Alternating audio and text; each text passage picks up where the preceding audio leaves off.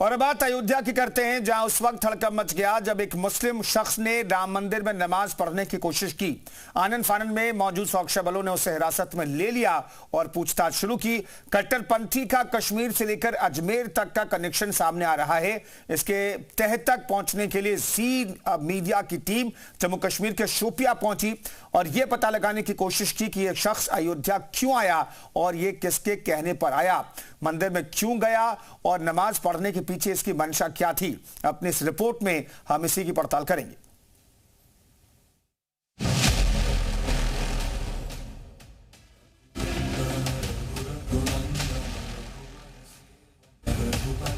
प्रभु की कृपा और बजरंग बली जहां की रक्षा स्वयं कर रहे हो, वहां तो भूत पिशाच से निकट नहीं आए वे।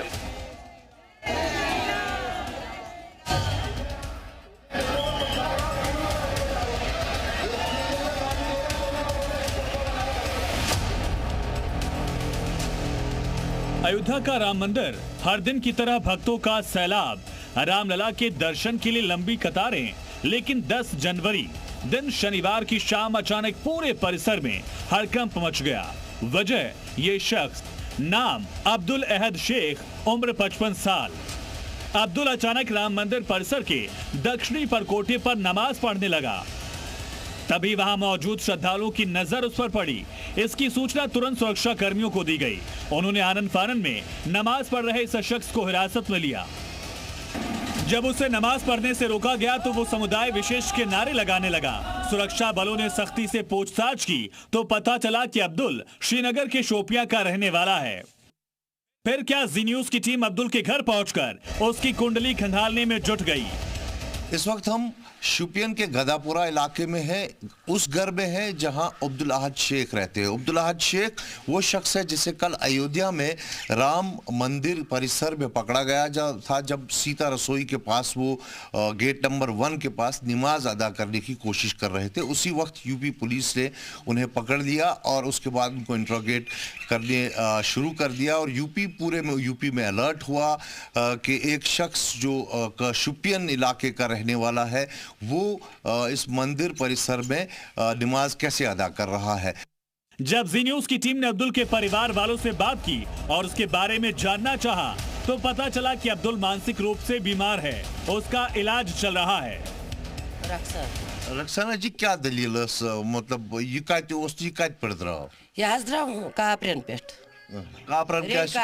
क्या मालन बस बेमार बस पे मालनो तोड़ ये मे सह सुबह पे चाय कप चेथी योत। अहन तो पत किस लजो तुम पता वो रात नबर पे मैसेज तो अस लज पता बेस तक कार्ड द्रोमुत। मगर दपान कि यह कित वोत अयोध्या कित वोत। अहन पे पाई वोत कत पे तम नश बेखबर। बेमार दलील दिमागी टेंशन। अच्छा दिमागी टेंशन। कूता टाइम अमिस गई 15 वरी। इलाज चलान अमिस रून वारुक इलाज चलान। कुछ ऐसा ही दावा अब्दुल के पड़ोसियों ने भी किया।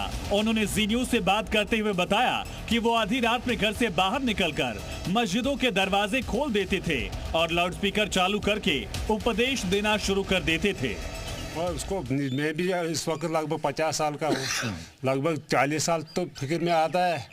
इसको कम से कम 15 साल हो गया ऐसे हालत। क्या हालत है? हालत उसको दिमागी है।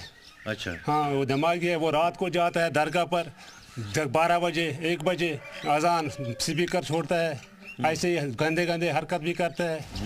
अब्दुल को अयोध्या में हिरासत में लिए जाने के तुरंत बाद जब यूपी पुलिस ने कश्मीर पुलिस से संपर्क किया तो एक टीम अब्दुल के घर पहुंचकर परिजनों और पड़ोसियों से बात करती है। जो घर वालों ने बताया है कि वो मेंटली रिटार्डेड है और आज इनके घर का जो बेटे 2 हैं उसके अब्दुल अहद शेख के, वो और उसके साथ साथ वो इनका उसका भाई और साथ ही वो सारे रिपोर्ट्स जो साइकेट्री हॉस्पिटल के हैं या उसके इलाज के हैं वो यूपी भेज दिए गए हैं, जहां पर उनकी जांच पड़ताल होगी और उसके बाद अब्दुल अहद शेख का आगे का जो प्रोसीजर है वो तय किया जाएगा। वही अब्दुल के इस कृत्य के बाद हिंदू समुदाय में आक्रोश है। विश्व हिंदू रक्षा परिषद ने मंदिर परिसर में मुस्लिमों की एंट्री पर बैन लगाने की मांग की। मैं मांग ये कर रहा हूं कि इनकी पहले साजिश देखा जाए कि अकेले नहीं गए थे, विदेशी ताकतें निश्चित होगी। जिस तरह छांगुर की प्रक्रिया थी और जिस तरह से केजीएमयू में नामजद काजी सैयद जाहिद हसन की तत्काल गिरफ्तारी हो और राम मंदिर में नमाज पढ़ने की कोशिश करने वाले की जांच पूरा विधिवत होनी चाहिए।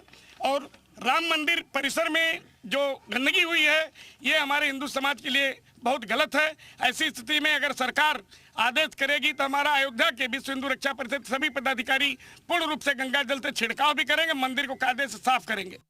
वहीं बाबरी के पूर्व पक्षकार इकबाल अंसारी ने कहा कि उन्हें यह नहीं पता कि नमाज कहां पढ़नी चाहिए।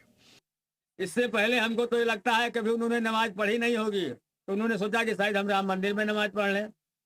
ये बिल्कुल गलत है। ऐसे लोगों पे कानूनी कार्रवाई होनी चाहिए, सरकार इनको सजा दे, क्योंकि ये लोग देश का माहौल खराब करने के लिए अयोध्या आते हैं। सूत्रों के मुताबिक जांच में अब्दुल के पास से काजू और किशमिश मिले हैं, साथ ही 2700 रुपए भी बरामद हुए। वहीं एक डायरी और कुछ फोन नंबर की जांच की जा रही है।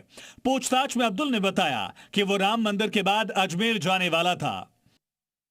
इसके बाद कई सवाल भी खड़े हो रहे हैं कि कहीं ये किसी साजिश का हिस्सा तो नहीं, कहीं अब्दुल को कोई दूसरा तो गाइड नहीं कर रहा था और ये कश्मीर से सीधा राम मंदिर ही क्यों पहुंचा। ब्यूरो रिपोर्ट, जी मीडिया।